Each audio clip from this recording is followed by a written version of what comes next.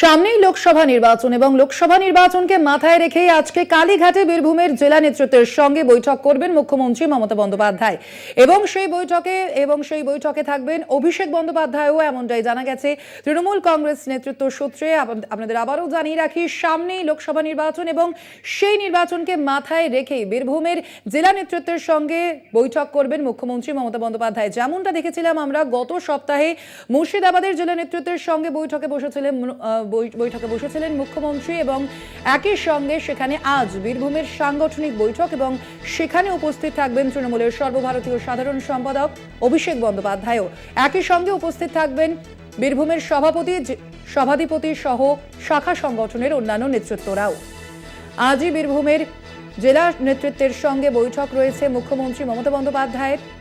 এ বিষয়ে আরো বিস্তারিত জানবো। ফোন লাইনে রয়েছেন আমাদের বিশেষ প্রতিনিধি দেবজ্যোতি ঘোষ। দেবজ্যোতি, আর কি জানা যাচ্ছে এই বৈঠকে, আর কি কি বিষয়ে আলোচনা হতে পারে?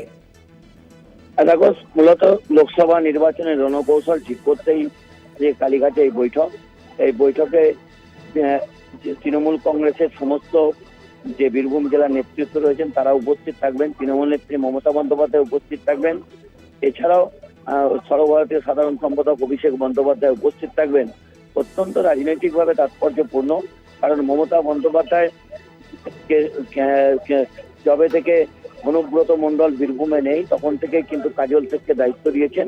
অর্থাৎ সাংগঠনিক বেশ কিছু পরিবর্তনের পাশাপাশি তিনি কিন্তু একটি কোর কমিটি গঠন করে দিয়েছেন। সেই কোর কমিটিকে প্রতি সপ্তাহে বৈঠক করতে বলা হয়েছে। সেই মতোই লোকসভা নির্বাচনের আগে তৃণমূল কংগ্রেসের রাজনৈতিক রণকৌশল ঠিক করতে আজকে এই বৈঠক কালীঘাটে, এবং মুখ্যমন্ত্রী ছাড়া উপস্থিত থাকবেন তৃণমূল কংগ্রেসের সর্বভারতীয় সাধারণ সম্পাদক অভিষেক বন্দ্যোপাধ্যায় এবং বীরভূম জেলার সমস্ত সাংসদ, বিধায়ক এবং শাখা সংগঠনের নেতৃত্ব।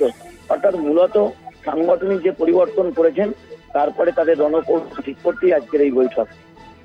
একেবারেই দেবজ্যোতি, অর্থাৎ সামনেই লোকসভা নির্বাচন এবং সেই নির্বাচনকে চোখ রেখেই আজকে বীরভূমের জেলা নেতৃত্বের সঙ্গে রণকৌশল ঠিক করবেন মুখ্যমন্ত্রী মমতা বন্দ্যোপাধ্যায়।